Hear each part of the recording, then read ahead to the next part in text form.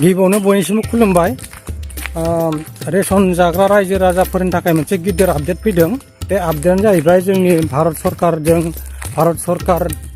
Bharat India पाकिस्तानजों माने दा दावहा जागासिनो दङ ना बे दावहानि थाखायनो माने भारत सरकारा दिनै रेशन जाग्राफोरनि थाखाय मोनसे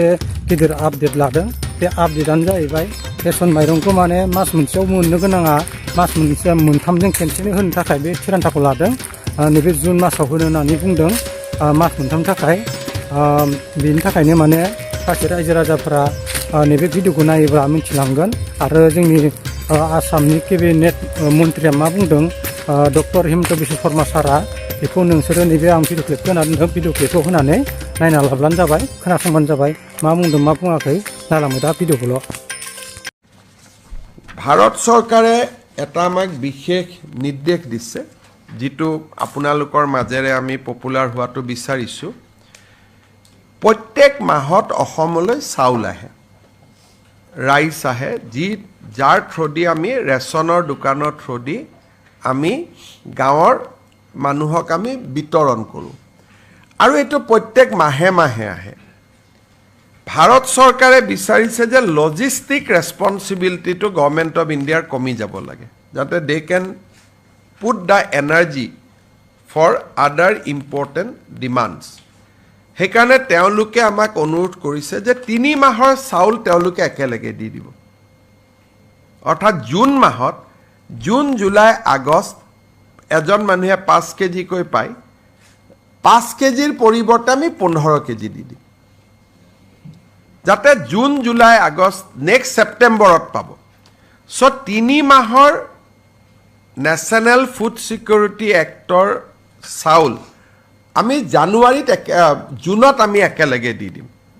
খালি ৰাইজে এটো ভাবিব নালাগে যে এটো ৰাইচ বাঢ়ি গল গতিকে অহা মাহতো 15 কেজি পাম তাৰ পিছৰ মাহতো 15 কেজি পাম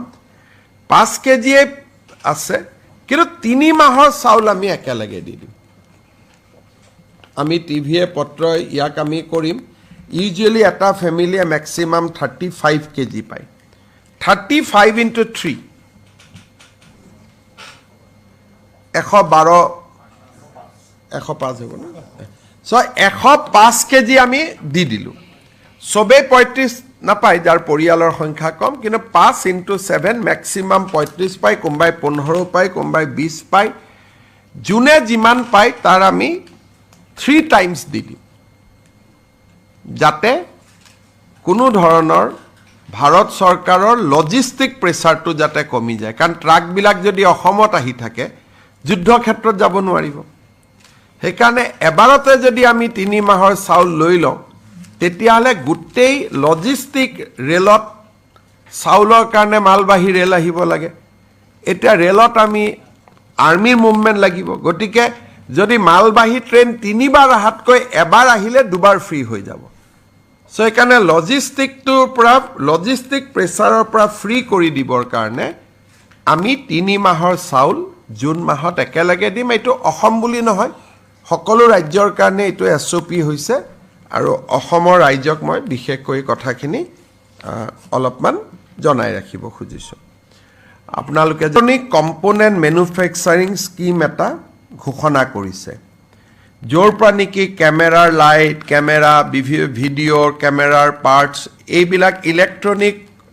সামগ্ৰীবিলাক প্ৰস্তুত হ'ব to complement that scheme Bharat চৰকাৰে যেটো স্কিম লৈছে তাৰ লগত এডিশনাল ইনসেন্টিভ দি পেলাই আজি আমি Assam electronics component manufacturing top up scheme top up মানে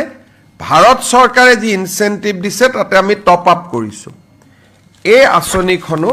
বা এই প্ৰস্তাৱটো আজি কেবিনেটে অনুমোদন জনাইছে বাকি যিখিনি আমাৰ সৰু খুৰা আৰু কেবিনেটৰ সিদ্ধান্ত আছে সেইখিনি আপোনালোকে আমাৰ ইয়াতে প্ৰেছ ৰিলিজত আপোনালোকে পাব পাৰিব এতিয়া আমি কেবিনেটত লোৱা আন কেইটামান সিদ্ধান্ত লৈকে আহিছো যেটো আজিৰ সময়ৰ প্ৰাসংগিক in related to the প্ৰিভেইলিং situation এই সময়টো হৈছে যে ভাৰতীয় সেনা বাহিনীৰ লগত থিয় হোৱা আৰু এই সময়খিনি হৈছে যাতে আমি সেনা বাহিনীৰ প্ৰতিটো প্ৰচেষ্টা প্ৰতিটো উদ্যম আৰু প্ৰতিটো সাহসী কাম কাজক আমি প্ৰেৰণা যোগোৱা আমি তেওঁলোকক সাহস দিয়া আৰু তেখেতসকলৰ লগত থিয় হোৱা যুদ্ধ চলি থকা পৰিৱেশলৈকে ৰাজ্য চৰকাৰে নিজকে অত্যন্ত ক'ব গ'লে এক প্ৰকাৰ অষ্টেৰিটি যে আমাৰ যাতে কাম কাজ ঘটনা চাল চলনত এটা মিতব্যয়িতা দেখা পায় অষ্টেৰিটি দেখা পায় যাৰ জৰিয়তে নেকি আমি সেনা বাহিনীৰ জোৱানসকলক নৈতিক সমৰ্থন আগবঢ়াম যুদ্ধ চলি থকা মাহকেইটাত আমি কেইটামান বিশেষ ব্যৱস্থা কৰিব খুজিছোঁ অহা যুদ্ধ চলি থকা পৰ্যন্ত all seminar workshop commemorative events and conference